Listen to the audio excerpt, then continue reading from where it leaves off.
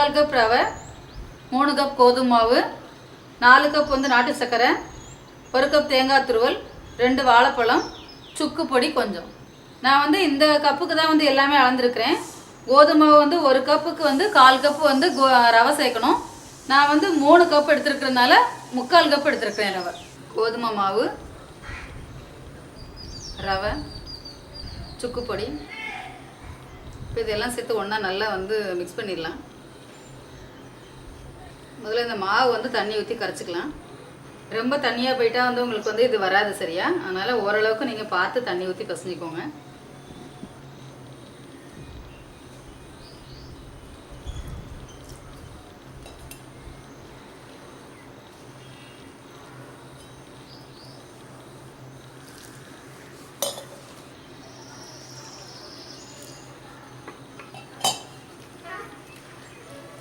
என்ன சொன்னாங்க?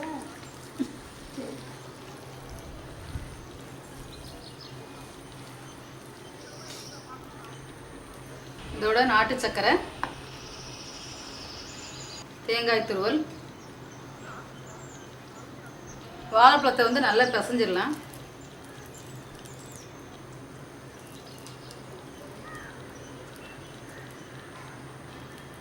இது நாட்டு வாழைப்பழம் போட்டிருக்கு, அதனால் உங்களுக்கு வந்து பிசைறதுக்கு ரொம்ப ஈஸியாக இருக்கும். இதே நீங்கள் வேறு வாழைப்பழம் போட்டிங்கன்னா வந்து உங்களுக்கு பிசைய முடியாது. நாட்டு வாழைப்பழம்னா ஈஸியாக பிசைஞ்சிடலாம். சீக்கிரமாக வந்து கனிஞ்சிரும். அது கொஞ்சம் நல்லா கனிஞ்ச வாழைப்பழமாக போட்டிங்கன்னா ஈஸியாக இருக்கும் உங்களுக்கு. வாழைப்பழம் போட்டிங்கன்னா ரொம்ப மெத்துன்னு இருக்கும், நல்லாயிருக்கும். வாழைப்பழம் போடாமலும் செய்யலாம், வாழைப்பழம் போட்டிங்கன்னா ரொம்ப நல்லாயிருக்கும்.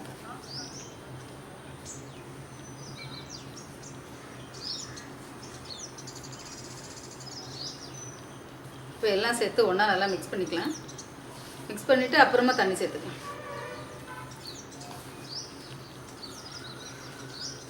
ஏன்னா இந்த வெல்லம்லாம் போட்டு சேர்க்கும்போது இதிலே தண்ணி விடும்.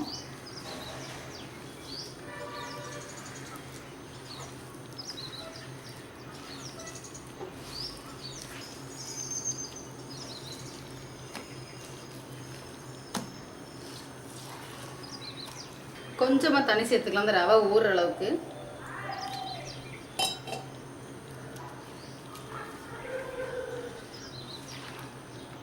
இப்போ இது நல்லா மிக்ஸ் பண்ணியாச்சு. சில சமயம் இந்த ரவை ஊறினதுக்கப்புறம் இன்னும் கூட கொஞ்சம் கெட்டியாயிடலாம். அப்படி கெட்டி ஆயிடுச்சுன்னா தண்ணி சேர்த்துக்கலாம். இல்லைன்னா நம்ம இப்படியே சுட்டுலாம். இந்த 10க்கு சரியாக இருக்கும். இது வந்து நல்லா எல்லாத்தையும் வந்து ஒன்றா சேர்த்து பிசைஞ்சிட்டு மூடி வச்சிடலாம் ஒரு 1/2 மணி நேரம். அப்போ அந்த ரவை ஊறி இருக்கும்.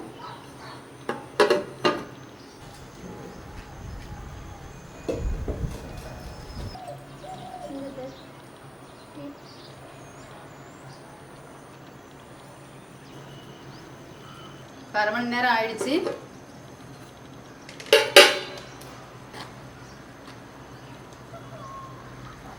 மாவு வந்து கரெக்டான பக்குவத்தில் இருக்குது. ரொம்ப தண்ணியாக இருந்துச்சுன்னா வந்து எண்ணெய் நிறைய குடிக்கும். இந்த பக்குவத்தில் இருந்தால் கரெக்டாக இருக்கும். இட்லி மாவு பக்குவத்தில் இருந்தால் சரியாக இருக்கும். எண்ணெய் காஞ்சிச்சு அப்படிமா? காஞ்சிடுது. ஊற்றலாம்.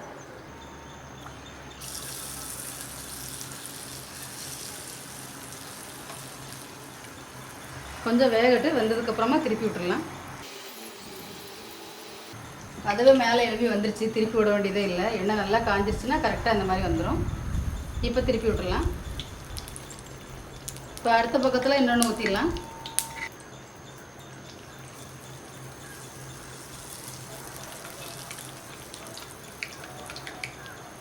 இப்போ ஒன்று எடுக்கும்போது ஒன்று வேகிறதுக்கு சரியாக வரும்.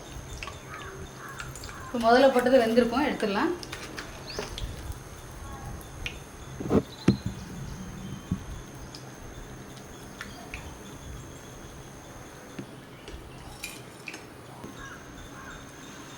இப்போ அடுத்தது ஊற்றிடலாம் அந்த பக்கம்.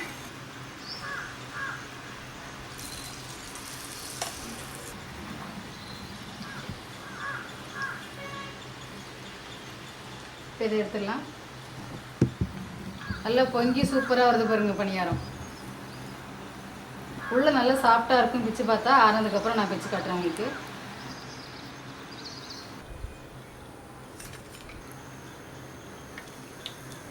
பாருங்கள் பணியாரம் நல்லா உப்பிட்டு ஜம்முன்னு வந்துருச்சு. என்ன புரியுமா? ஆமாம், பணியாரம் சூப்பராக வந்துருச்சு.